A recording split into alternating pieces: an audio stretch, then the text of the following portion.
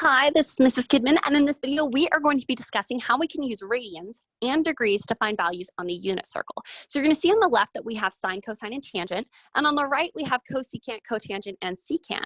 So what we're going to do is we're going to actually use all of these in addition to our unit circle to find what these different values are. So let's take a look.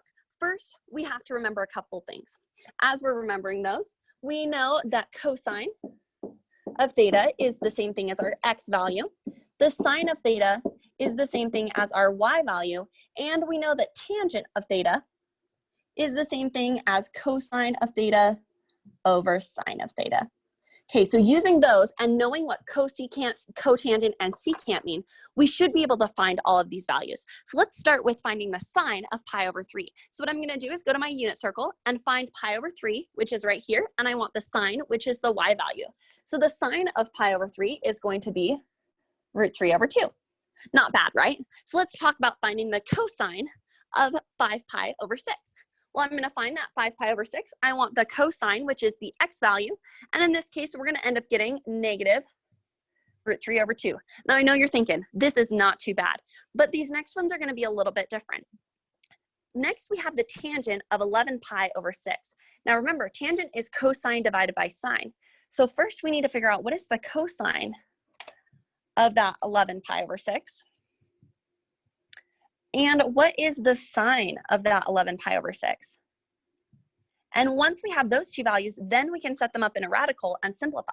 So 11 pi over 6, as we're looking here, is going to be all the way over here at 300 degrees. So we need our cosine, which is negative 3 over root 2. So we've got negative root 3 over 2. Sorry, I said that wrong. Divided by our sine, which in this case is going to be let's go down a little bit further, a positive 1/2. So we're going to put that over a positive 1/2. Now here we are dividing fractions. So that's negative root 3 over 2 divided by 1/2. Now remember, when we divide fractions, that's the same as multiplying by the reciprocal. So we're going to do a negative 3 over 2 times 2 over 1. Well, our 2's actually cancel, and this ends up being a negative square root of 3. Awesome. Okay, now let's talk about some of those additional trig ratios. We've got cosecant, cotangent, and secant. Now remember, cosecant is actually defined as 1 over the sine of theta. Cotangent is defined as the sine of theta over the cosine of theta. Now we find that out because it's actually 1 over tangent of theta and 1 over tangent of theta. And so tangent of theta is cosine over sine. So 1 over that, or 1 divided by that, is going to flip our fraction there. So it's sine over cosine. And then our secant is going to be 1 over the cosine of theta. So let's use these ideas here to figure out what these different pieces are. So let's start with the cosecant of 30 degrees. We want to figure out what the sine of 30 degrees is. So we go back to our table here. We can find the sine of 30 degrees, which is 1/2. And we are going to do 1 divided by 1/2. Well, remember, when we divide, that's the same as flipping our fraction. So this is 1 times 2 over 1, or 2. Awesome. What about the cotangent of 4 pi over 3? So again, that means that I need the sine of pi over 3 divided by the cosine of pi over 3. So what is the sine of pi over 3? Well, the sine of pi over 3 is going to be negative 1/2. So here we've got a negative 1/2. Divided by the cosine. Ooh, did I keep that straight? The cosine is our x value. Oh, we need to switch these. So the sine is going to be our y value. The cosine is going to be our x value. So we've got a negative root 3 over 2 divided by a negative 1 over 2. So this is going to be, oh yeah, we have that right. No, we don't. We need to switch it. We have a negative root 3 over 2 divided by a negative 1/2. Or is it the other way? Let's double check one more time. Okay, so we're coming here. 4, negative 1/2 is x, negative root 3 over 2 is y. So negative root 3 over 2 should be on top. Bam, got it. Okay, you can see how confusing this can be. So then what we're gonna do is we are going to divide these. So that's the same as flipping that fraction. So multiplied by negative 2 over 1.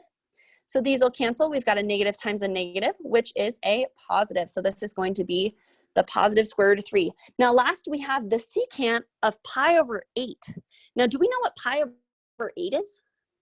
We don't. And so what we actually want to do here is we can type this into our calculator to figure out what this is. So we're actually going to do 1 over the cosine of pi over 8. Now in our calculators, we haven't typed things in radicals yet. So you, or in radians yet, in radians yet. So you can type it in radians if you go in and change the mode. Our other option is to actually change this radian into a degree. So let's do that. So pi over 8 times 2 pi, or divided by 2 pi, I guess, or times 1 over 2 pi.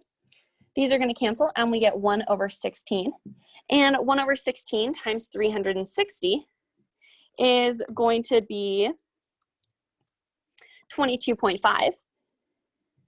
And so with that 22.5 degrees, we can actually type that in. So we're going to have 1 divided by the cosine of 22.5, which ends up being 0.2, like 0.92387, and we can divide that. So we're going to do 1 divided by that cosine of 22.5, and we're going to get the cosine of 22.5. And we're going to get something that's approximately equal to 1.08. Now we could also try to figure out another way to do it, set up some triangles, things like that, but I would recommend doing it this way. I will not be against you using decimals if it's not something that's found on our unit circle. However, if it's found on the unit circle and you do use decimals, you will lose points on any assignment in this class. So that is how we can find values using the unit circle and that idea when we're given radians or degrees. If you have any questions, feel free to reach out, but that is how we can use that unit circle to find those different measurements, which is awesome.